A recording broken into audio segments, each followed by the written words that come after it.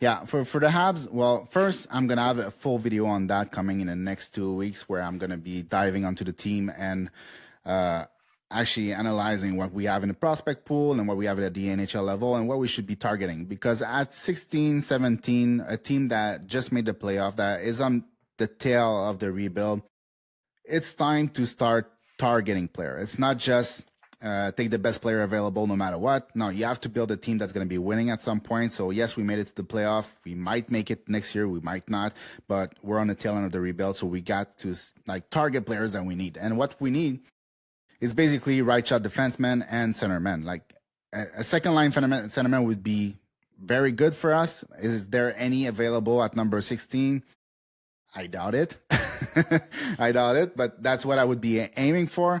But the thing is, I don't think there will be any centermen that like that are worth that will be that second line centerman that will be there at number 16. So then you have to go with upside or right shot defenseman. And the right shot defenseman, they're like players like Fiddler, but I think that's high. Player like Hansler, and I think that's high. I don't think Mertka is going to be there. So then still, again, you're left with players that you don't really want. Like, is Hensler better than Reinbacher? No. Is he better than Mayu? He's different.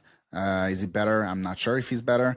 So I would probably go with high upside player like Justin Carbonneau, which would be a great fit. And no, it's not because of the French factor. It's because he's just a high upside type of guy, and that's what we need. We don't need other Oliver Kapanen and Owen Beck and player like that. We need player that can play in the top six, that have some size. I don't want, like, even though I love Cole Reshny, I don't want to pick a Cole Reshny because he's another 5'10" player that doesn't have necessarily the greatest feet out there too. So it's like the projection is hard, even though he has a lot of skills. If there's a Lyndon Lakovic, I would love a Lyndon Lakovic at number 16. And yeah, so basically just pick highest upside possible. If Carter Bear is there, he's the number one. If not, it's Justin Carbonneau or Lyndon Lakovic. But those players are probably the player I would be targeting, like players who are likely to play in your top six. So I saw something yesterday that said that the Habs really like Roger McQueen. And if it's not Roger McQueen, they could potentially go to Carter Bear because they like him as well. So that is exactly upside, upside, upside here. Imagine Roger McQueen with, you know, all of the pieces that the Habs have. I don't even know where Roger McQueen would play. You guys are stacked. I don't know which line he would play. So that would be absolutely incredible. And like I've said time and time again, Carter Bear's skating isn't what got him here. It's his hard skill. That's what he said many, many times. He compared himself to Brandon Hagel. If the Habs have a Brandon Hagel who can win you games in the playoffs, I think they're the scariest team in the honest of the league. You guys are stacked. So congratulations. The problem is we're stacked everywhere except 2C.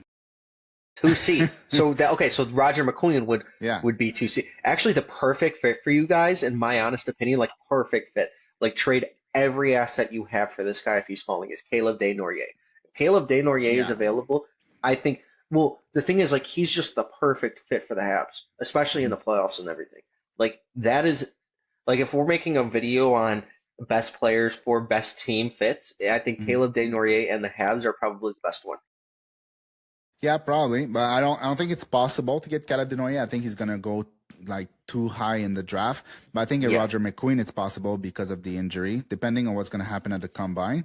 But if he drops to like 8, 9, 10, well, then I think the Habs have to package everything they need to get there.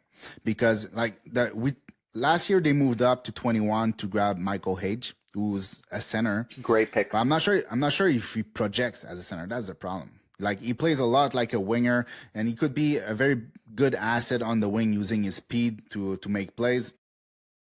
So like I'm not 100% sold on him as a center.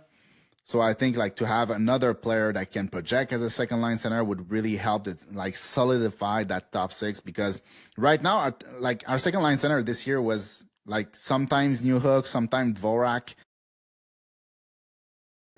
You're not going to go far in the playoff with Newhook as your second line center. And then probably next year we're going to try Kirby Dach again because he was injured and it didn't go well when he came back.